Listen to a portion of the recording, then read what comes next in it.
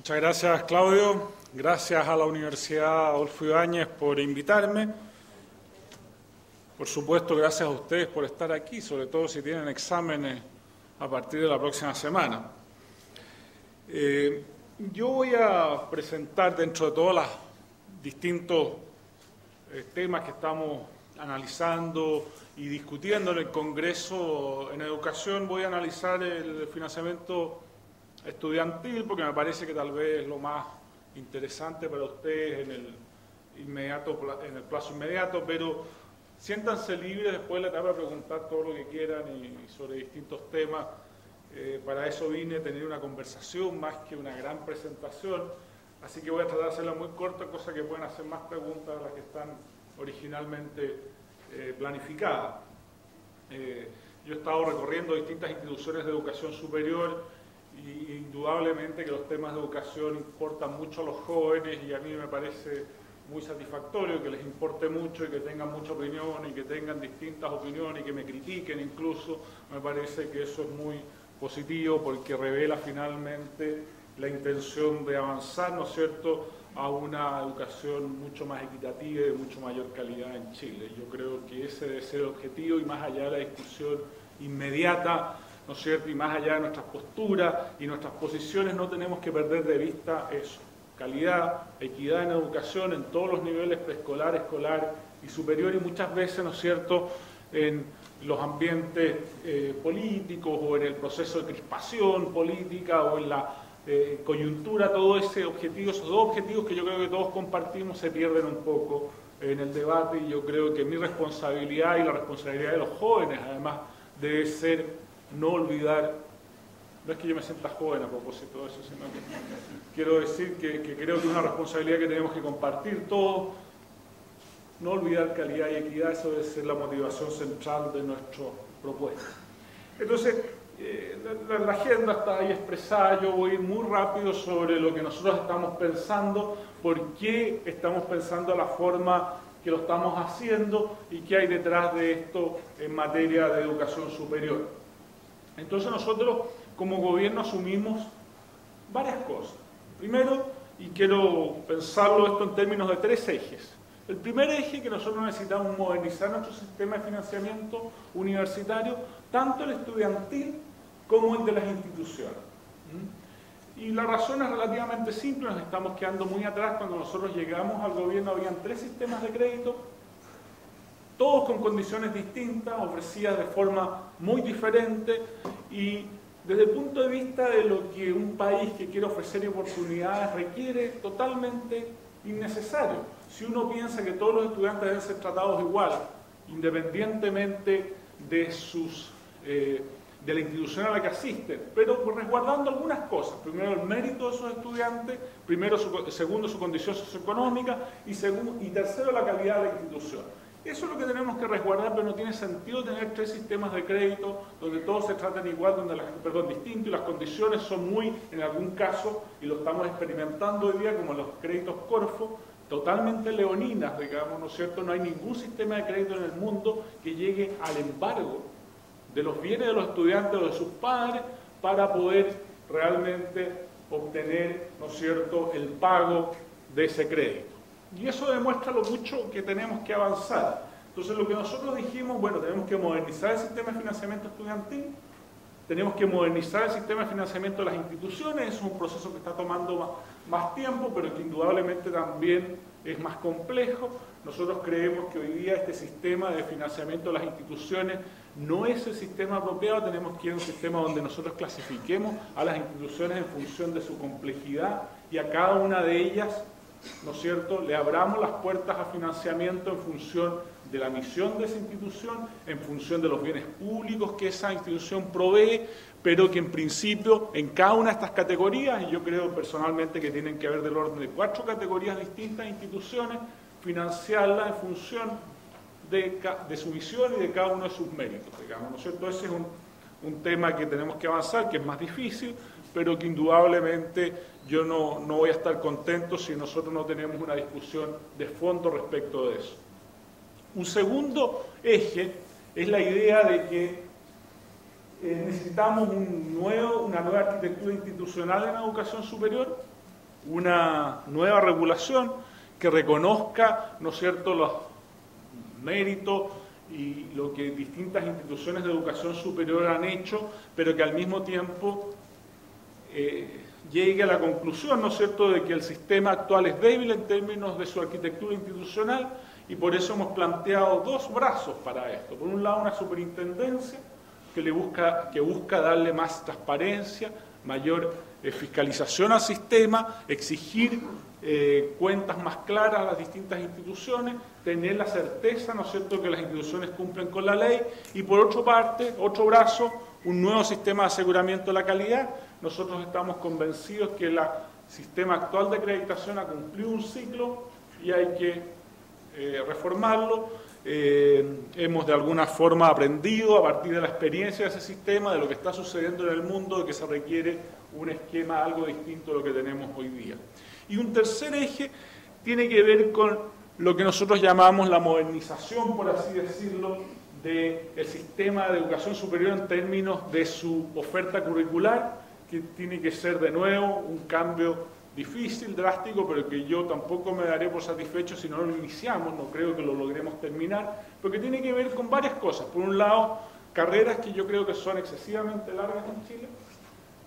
Por otra parte, con la imposibilidad que hoy día hay de articular el sistema. Una persona que parte, por ejemplo, en un centro de formación técnica, no puede terminar en una universidad, o una persona que hace parte de un instituto profesional no puede después hacer un magíster, por ejemplo, porque el sistema no está suficientemente articulado y nosotros tenemos que ser capaces, ¿no es cierto?, de articularlo, de tener créditos transferibles, de permitir una mayor movilidad horizontal en la educación superior. Así que esos serían como los tres ejes de lo que yo quiero llevar adelante en educación superior. Es una agenda ambiciosa, pero, como digo yo, gradualmente, pero sin pausa, podemos instalar por lo menos la discusión. En algunos ámbitos avanzaremos más que en otros, pero queremos instalar en educación superior estos tres ejes como elemento fundamental del futuro, sin perjuicio de lo que estamos haciendo en niveles preescolar y escolar, que son otros desafíos significativos en esa materia. Entonces voy a saltar esto porque esto probablemente lo conocen mucho mejor que yo. Una primera mirada que a mí me ha llamado siempre la atención de la educación superior chilena, que es un poco mi presión a las universidades, cuando yo discuto con los rectores de las distintas instituciones, tanto públicas como privadas, tradicionales y no tradicionales, es decir, mire, yo sé que este cuadro tiene algunos sesgos, no es la forma completamente correcta de comparar, ¿no es cierto?, a lo largo de los distintos países el costo de la educación superior, pero a mí me llama la atención de que nosotros, respecto a nuestro ingreso per cápita, un estudiante promedio en Chile tenga que pagar en educación superior del orden de un 278% del ingreso per cápita para educarse, ¿no es cierto?, y en el promedio de la OECD sea solamente un 125% del ingreso per cápita para educarse, ¿no es cierto? Esto es haciendo abstracción de que hay países donde el financiamiento privado es más alto que el financiamiento público. Esto es cuánto gasta un país, independientemente del origen, en educar a un graduado, ¿no es cierto?, a una persona que termina su educación superior. Y esto es, parte de esto se explica por lo largo que son las carreras en Chile. Entonces, en Chile, en promedio, la persona se titula después de que ha pasado 6,3 años en la educación superior, en el primer grado que recibe, 6,3 años, en los países de la OCDE es 4,3 años, ese es un 46% más, parte de eso se explica por eso. Yo entiendo que hoy día estamos en un proceso de formación continua, los jóvenes tienen que educarse, pero lo que es extraño es que el primer grado, el primer título, se obtenga después de tanto tiempo en Chile comparado con lo que sucede en otros países. Y lo otro tiene que ver con nuestra estructura de aranceles, donde yo creo que el problema central es que las universidades no se han detenido a pensar la pertinencia de las carreras que ofrecen, y muchas universidades lo que hacen es reproducir lo que hacen otros, sin preguntarse si lo que están entregando realmente le entrega valor a los jóvenes que están educando. Y nosotros necesitamos ahí crear, ¿no es cierto?, un conjunto de políticas que obliguen a la universidad a preguntarse por eso. lo que estoy entregando le agrega valor al estudiante. Y si no le agrega valor, bueno, tenemos que pensar qué es lo que vamos a hacer, ¿no es cierto? Entonces, ¿qué es lo que queremos con este sistema de financiamiento que estamos planteando y que hemos planteado hace algunas semanas y que comenzamos a discutir hoy día en el Congreso? ¿Qué queremos? Un sistema que es obvio, digamos, pero nosotros no teníamos un sistema que sea más justo, que no discrimine entre los estudiantes, que integre becas y créditos para todos los estudiantes de la educación superior, que evite el sobreendeudamiento, alivie los desembolsos financieros de las familias, ¿no es cierto?, que promueva la pertinencia, como decía yo, y la calidad de las carreras ofrecidas, sustentabilidad del sistema en el tiempo. Son 4 condiciones que a todos nos parecen obvias, pero que a pesar de la modernidad que tiene Chile en muchas dimensiones, en lo que es materia del sistema de financiamiento estudiantil no cumplía con ninguno de estos objetivos. Ninguno. Esto viene del programa de gobierno, indudablemente que las movilizaciones estudiantiles aceleran todos los cambios, ¿no es cierto?, en materia de educación, pero esto estaba muy arraigado en el programa de gobierno del presidente Piñera, y yo de alguna forma, alguna información tengo de eso, porque fui coordinador del programa de educación del presidente Piñera.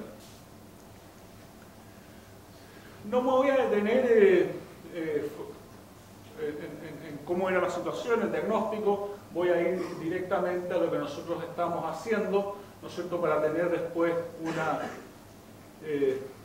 explicación, para tener una conversación más amplia.